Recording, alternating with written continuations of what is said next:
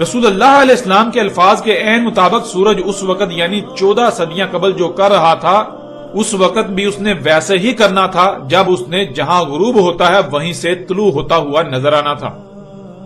لیکن خود کو علماء کہلوانے والے انسانیت کی رہنمائی کے دعوے داروں نے اپنے بے بنیاد خود ساختہ باطل نظریات کو محمد علیہ السلام سے منسوب کر کے انسانیت کو آج تک خوب گمراہ کیا. ناظرین یہ یاد رکھیں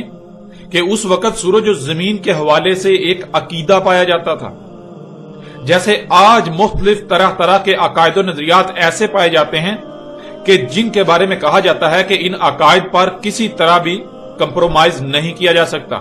ان پر کسی طرح سے بھی سمجھوتا نہیں کیا جا سکتا. بالکل عین اسی طرح اس وقت بھی سورج اور زمین کے حوالے سے ایک مخصوص عقیدہ پایا جاتا تھا کہ جس کے خلاف وہ بات سننے کو تیار بھی نہ تھے. اگر ان کے اس نظریے کا کوئی رد کرتا یا اس کے خلاف کوئی بات کرتا تو وہ اس کے خلاف محاذ کھڑا کر دیتے.